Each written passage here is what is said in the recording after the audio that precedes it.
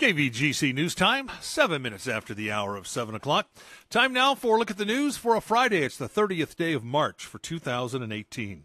Well, California's jobless rate fell to 4.3% in February compared to 4.4% in January, while the unemployment rate in the mother lode somewhat divided. A total of 23,500 jobs were added during the month. The largest gains were in business services, 8,300 jobs, followed by construction with 6,800 and manufacturing with 3,500 jobs. Now, Amador County's unemployment rate is now at 4.7%, down from January's 4.8%, while Calaveras County recorded an unemployment rate of 4.6%, a slight uptick from the 4.3% in January. Colusa County has the state's highest unemployment rate at 20%. San Mateo County is the lowest at 2.4%. The State Employment Development Department compiles these monthly figures. The U.S. unemployment rate was unchanged in February at 4.1%. That figure was 5.1% in the same month last year. Well, after more than a year of in-depth analysis and discussion, the Calaveras County Water District Board of Directors have voted to raise rates. The district's next step is to send a written notification to CCWD's 13,000 water customers and 5,000 sewer customers of the proposed hike. Now, these notices are required by Prop 218, which ensures that public agencies notify customers before rates or fees are changed. Prop 218 also requires a 45-day period between the mailing of the notices and the date of a final public hearing, at which time the new water and sewer rates will be voted on by CCWD board members. CCWD's public rate hearing scheduled for 1 p.m. May 23rd at the district headquarters in San Andreas. During the months of April and May, the district will continue its public outreach efforts regarding the hike. If you have questions regarding the proposed rate changes, contact the CCWD Customer Service Department at 754-3123. And another scam is making the rounds, and this one involves the new Medicare cards coming out in April. Now, with the change coming up, please remember, do not give out information over the phone.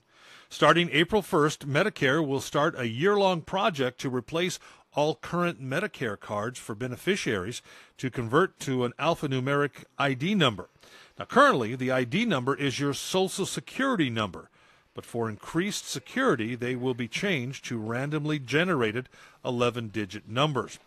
Now, though this card change is meant to increase security, some scammers are using it as a new way to steal information.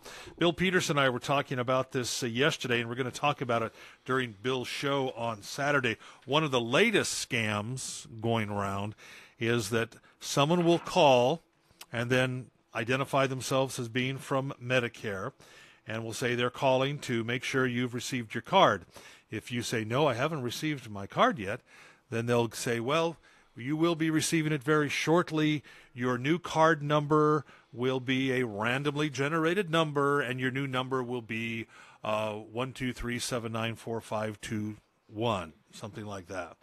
And then you'll go, thank you. Be sure to write this down and use this in the future if you haven't received your card yet. And then they'll say, before they hang up, now, to verify that, I'm really talking to you, JD, can you give me your old Medicare ID number? And that's when they get you, because your old Medicare ID number is your Social Security number. Well, while I'm at it, can I also give you my bank account and that's what you've basically my done. routing number and all that? So just remember that Medicare will not initiate a call to you. They will not call asking if everything's okay for you. And actually, it's against the law for them to call you offering to even to help you with your Medicare coverage. And Bill and I are going to talk about that tomorrow again on the Common Sense Financial Planning Show coming up at 8:30. But if you have any questions, go to Medicare.gov. If you think you may have fallen for a scam like this, call the Sheriff's Department immediately. Well, based on recent rainfall, the annual closure of dirt roads in the El Dorado National Forest extended to April 15th. Rainfall, soil moisture, road and trail conditions, and weather forecast all factors that triggered extending the closure beyond March 31st. The seasonal closure is designed to protect roadbeds and watersheds from damage and to protect water quality. When the roads do open, there will still be wet areas at higher elevations for time. Visitors are encouraged to be aware of changes in the conditions of the roads, which they're using, and to adjust travel plans when they reach a wet section, as they'll be responsible for any resource damage caused by inappropriate use. And the Friends of the Amador County Library will be holding a book drive this Saturday, tomorrow from 10 to 2 at their storage building at 42 Summit Street in Jackson, behind the old courthouse. This all is in preparation for the semi-annual book sale, which is set for the weekend of April 20th through the 22nd. Now, the Friends of the Amador County Library are accepting donations of gently read books and audiovisual materials in good, saleable condition. Please, no magazines, VHS, or cassette tapes, or any damaged materials. They are a 501c3, and for all donations, remember they are tax deductible. If you want information, 267-0855. Call today. In NAMI Amador, the local chapter of the National Alliance on Mental Illness, offering a free mental health class this spring. Peer-to-peer, a class for persons living with mental illness, and is led by trained volunteers.